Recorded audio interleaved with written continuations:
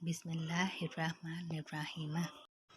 रसूल अल्लाह सल्लल्लाहु अलैहि वसल्लम ने फरमाया, अल्लाह ताला ने सारी ज़मीन के हर हिस्से से एक मुट्ठी मिट्टी लेकर इससे आदम अलैहिस्सलाम को पैदा किया। चनाचे इनकी औलाद मिट्टी की मुनासबत से हुई। कई सुरख हैं और कई सफ़ेद, कई स्याह हैं और कई इनके दरमियान, कई नरम मिजाज हैं और कई सख्त मिजाज, कई बुरी तबीयत वाले और कई अच्छी तबीयत वाले। रसूल अल्लाह सल्लल्लाहु अलैहि वसल्लम ने फरमाया, जो हज के लिए निकला और इस दौरान न फहश कलामी की और न कोई गुनाह किया तो वो उस दिन की तरह यूँ मासूम वापस लौटेगा जिस दिन इसकी माँ ने इसे जन्म दिया था। रसूल अल्लाह सल्लल्लाहु अलैहि वसल्लम ने फरमाया, तुम झूठ से बचो, इसलिए कि झूठ बुराई की तरफ ले जाता है और बुराई जहन्नम में ले जाती है। आदमी झूठा होता है और झूठ में लगा रहता है, यहाँ तक कि अल्लाह के नज़दीक झूठा लिख दिया जाता है। और सच बोलने को लाज़िम कर लो, इसलिए कि सच भलाई और नेकी की तरफ ले जाता है और नेकी जन्नत में ले जाती है।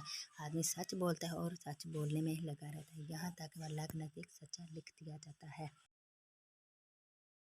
नबी करीम सल्लल्लाहु अलैहि वसल्लम ने माज और अबू मूसा को यमन भेजा। वसल्लम ने इस मौके पर यह हिदायत फरमाई थी कि लोगों के लिए आसानी पैदा करना, इन्हें सख्तियों में मुब्तला ना करना, इनको खुश रखना, नफरत ना दिलाना और तुम दोनों आपस में इत्तेफाक रखना, इख्तिलाफ ना पैदा करना।